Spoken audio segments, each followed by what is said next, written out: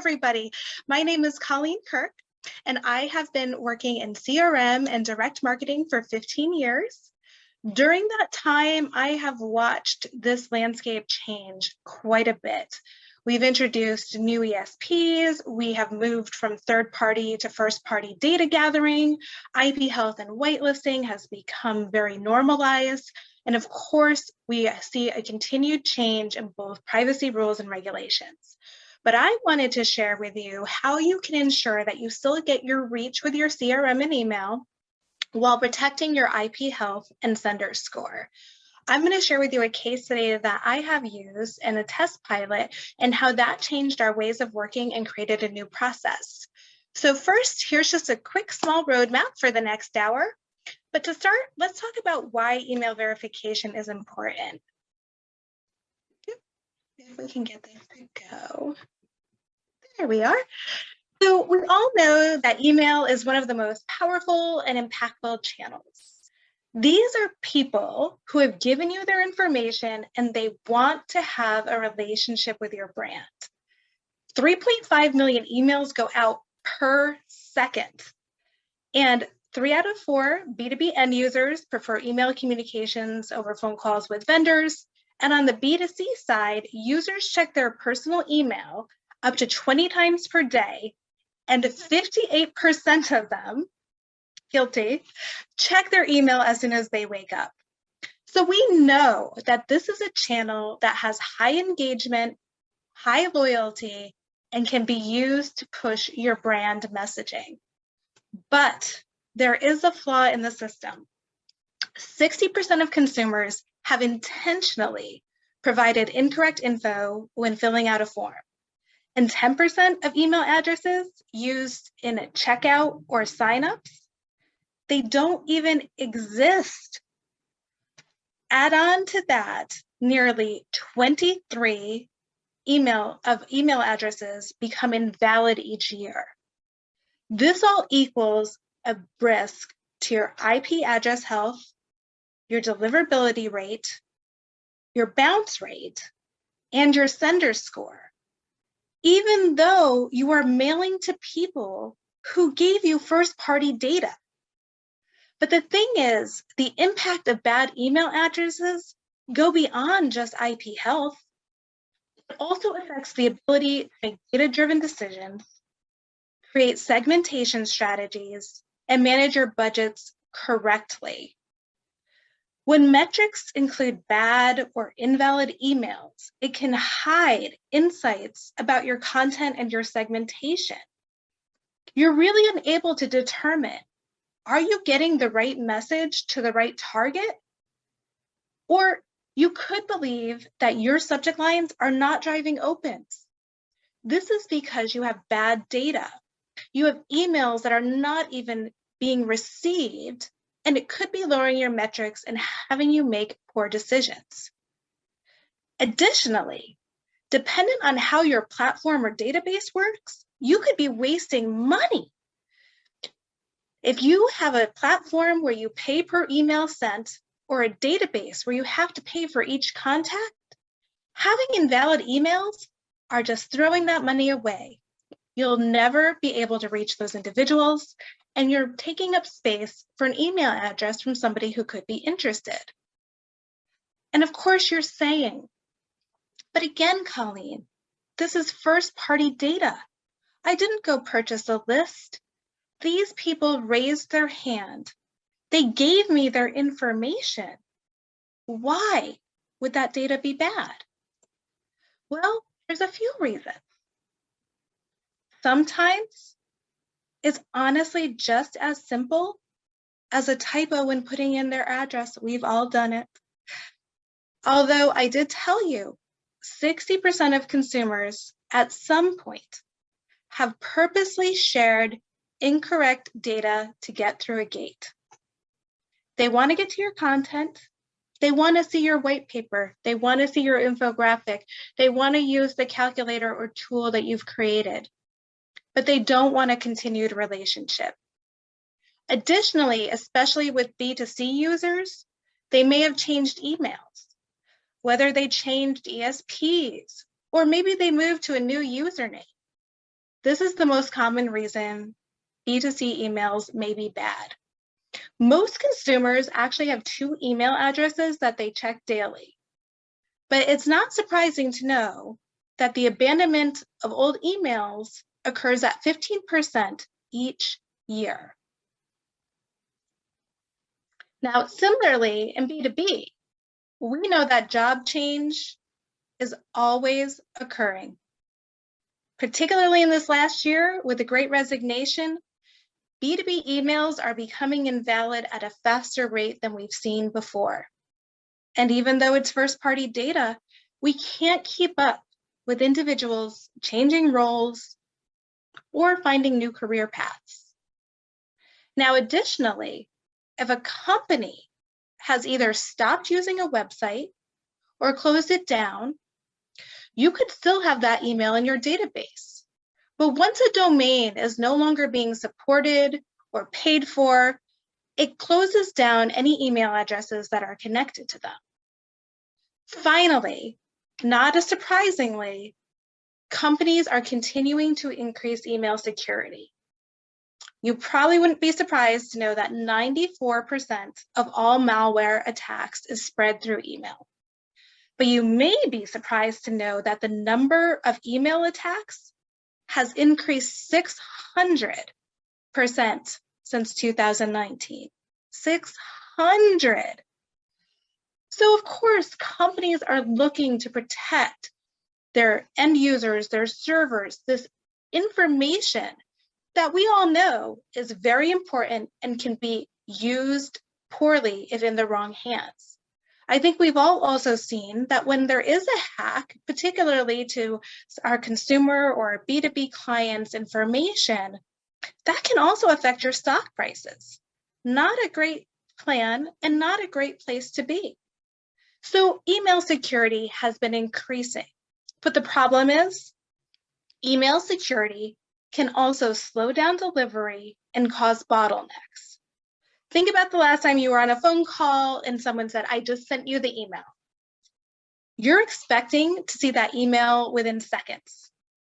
So to ensure that this expectation is met, what we normally find is that the IT department is still using multiple layers of protection, but within that, they are adding an accept all filter.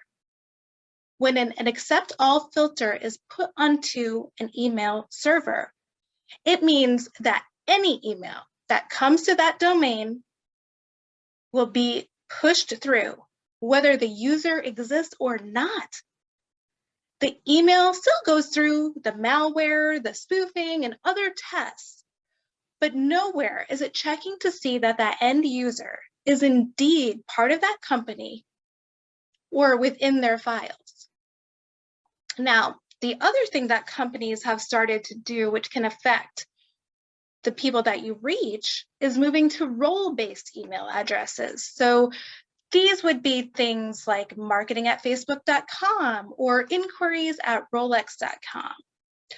Role-based emails are used to reach a department or to create a safe email for the company that is impervious to someone job hopping, excuse me.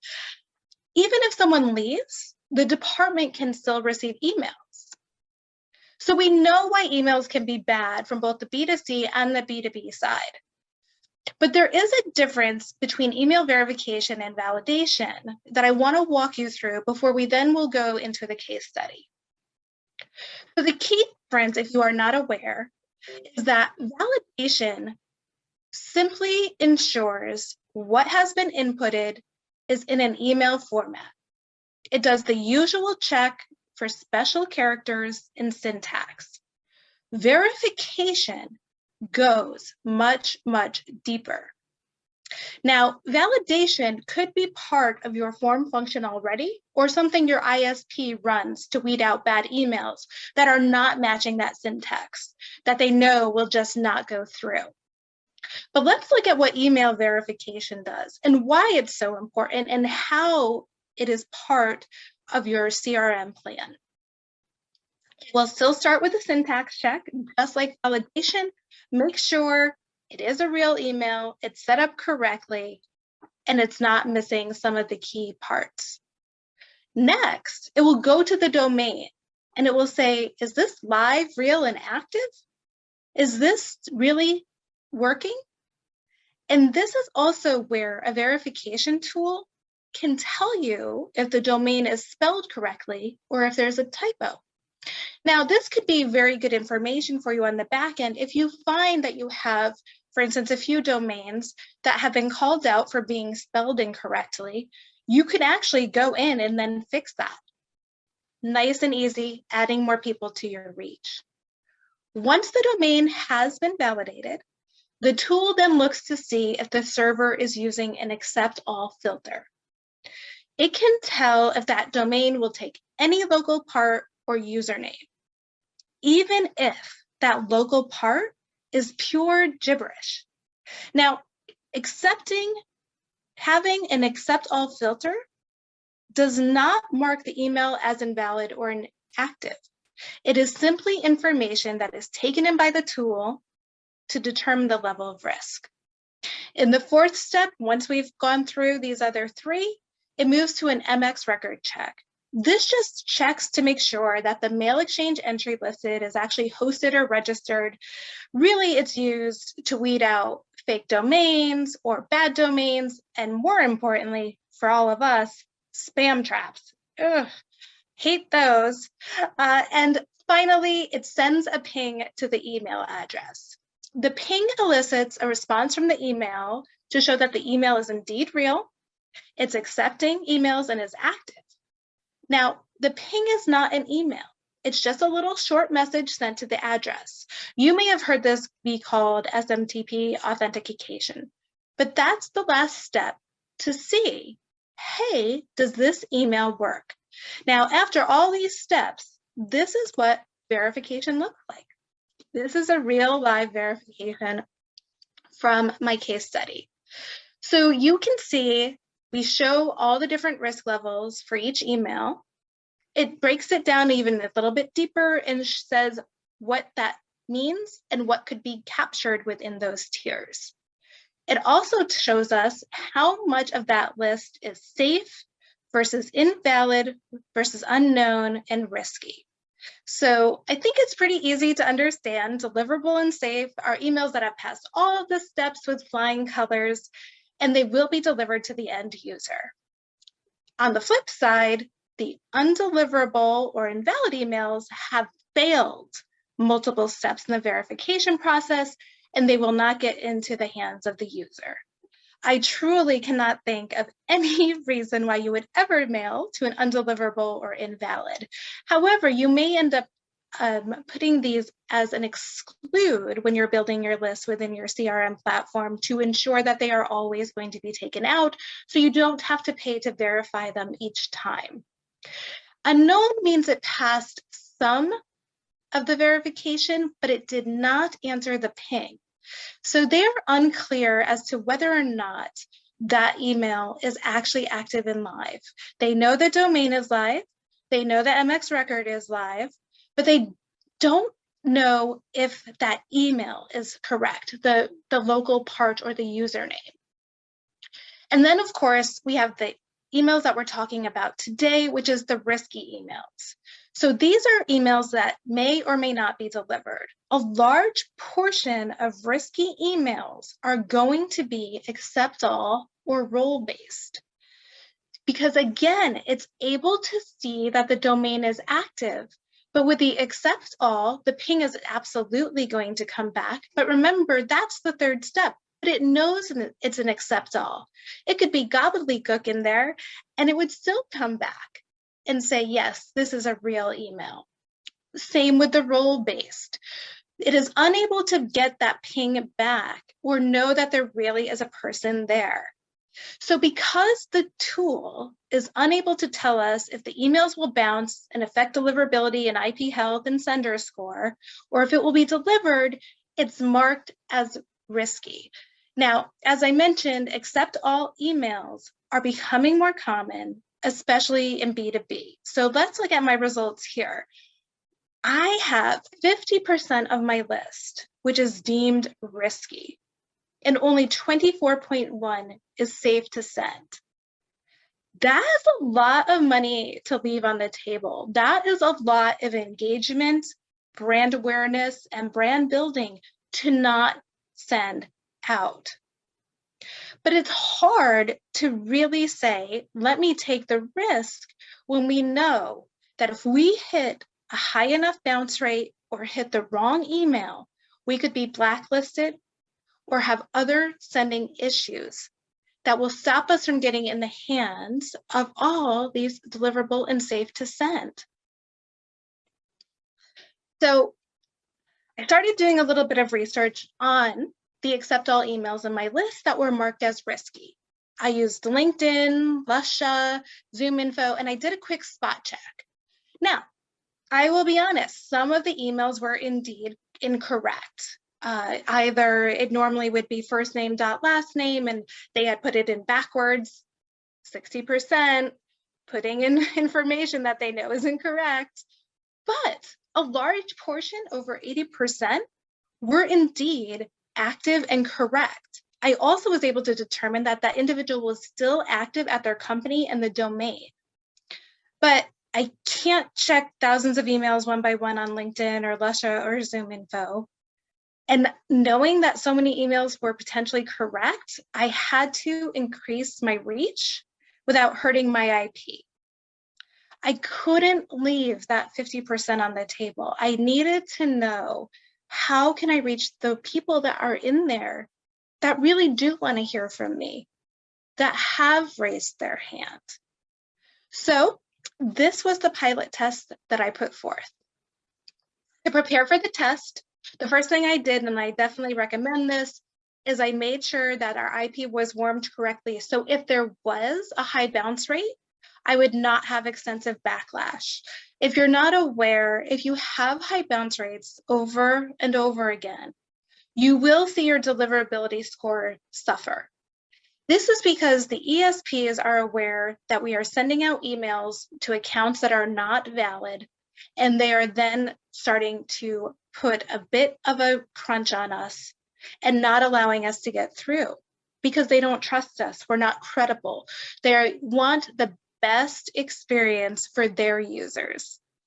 They don't really care about us, to be honest, and that's okay. They should care about their users. We all work with Gmail and Outlook, and we want to have the best experience, and they want that too. And we all probably hate it when you know that a definite spam has come through to your inbox, and you go, how on earth did this make this here? You just wasted 3 seconds of my time to delete this. But that's why the ESPs really do care so much about high bounce rates. They want to know that the people that are coming through to their end users are trustworthy, credible, and sending information that actually is, informing them, making their life better, having a positive effect. So once I made sure that our IP was nice and warm, I decided to test 25% of the names marked as accept all and 10% that were role-based. I chose those percentages because I felt like I could balance with my safe to send the number of email bounces I may receive. Now, our verification tool also shows risk scores. I chose emails that were only higher than 50 in score, and that meant that they had passed most of the verification steps. And I had other emails going out to safe to send addresses to absorb any bounce rate that may have spiked on this one email so I wouldn't get blacklisted. Every once in a while, they let you get away with one as long as you have other emails on that same IP that are much lower. So the results from this test actually helped us to create a new way of working with risky emails. So as you can see, 77 emails from my test list did bounce. So I did a deeper dive on those email addresses to find out what was their risk level, what type of emails were they? Were they my accept all or were they my role-based? And did it affect the bounce rate? Well, I was really pleasantly surprised to see that less than 0.22% of the accept all emails bounced, and it did not raise our bounce rate significantly.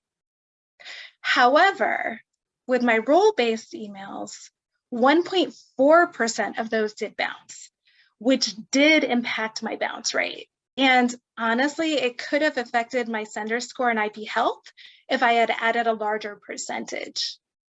Now, just to be clear, and so you know, I created and tested these lists separately so that I could see these results and measure them. Now, the interesting thing I found was within all of the accept all emails that bounced, all of them were due to the recipient no longer existing on the domain. So this was a B2B list, and these were just individuals who no longer worked there. So with the results of this test, we created a new way of working and how we send out emails. A documented process was created for adding risky emails into our targeted audiences, and I want to share with you some of the key steps. So number one, in order to ensure that we got our highest reach, we only used risky emails from first-party data. So if we ever do have third-party data lists that have been purchased, they will be exempt from this process. Now, also, just to be very open with you, what I would consider first-party data is not just people who form fill on our page, but if we are working with a partner, then we will consider any names that come in through them as first-party data as well, because still it has been input by that one person and it's not been pulled from a database to be sold. The second part, as I already mentioned, was ensuring that the IP was always warm before sending out emails. Especially with the risky addresses, we just need to know that there'll be a little bit of room for higher bounce rates. Now, there have been some times where our IP has not been used for a month or two. We do have some down months, and it could be cold. So if that occurs and we need to send out a larger email where we want to put those risky addresses back in, we warm it up with small batches to safe to send addresses. And once that IP is warm, we're able to move forward with the risky address. Now, I know in my test, I did go up to 25% with the accept all, but we are only going to be allowing 15% of risky emails to make up our list in our new process and procedure. This is because we wanted to be a little bit more conservative, and honestly, our IP health is a real priority. So with that, we had decided to just be a little bit lower than the test and really have no risk. But the other really important part is for those risky email addresses, that 15%, we are only using accept all emails. We have removed role-based emails from all of our databases because they have such a high bounce rate. They're not going to an individual who could have signed up for this information. And we find that it's really not helpful in our segmentation. Now, you can definitely go higher than that 15% for risky emails. As I mentioned, I had started with 25% for accept all. If you want to go higher, and even go higher than 25%, what I would recommend doing is just sending out in smaller batches over a few days. So you may have a bit of a higher bounce rate or that possibility, but you're lowering that risk.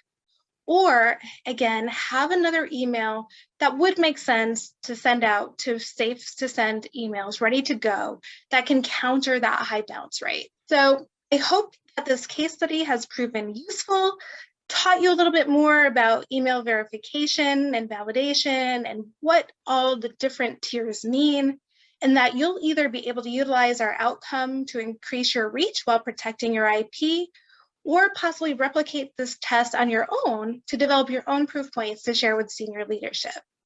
So now I'd love to open to questions, or please know that you can always reach out to myself and the Expert Cafe if you're looking for any additional data, or if you do decide to run this test on your own and you need some help setting it up, we are more than happy to help you. So I will ask the Expert Cafe team, do we have any questions? Okay. Well, I thank you all for your time today. And again, if you would like to learn a little bit more about this or set up your own tests, please feel free to reach out to myself or the Expert Cafe, and we're more than happy to help you create your own proof points that you can share up with your senior leadership team so you can start reaching more individuals in your database, even though they may be marked as risky. I hope that this has been really beneficial, and I hope everybody has a great evening, and we will talk to you soon. Thank you.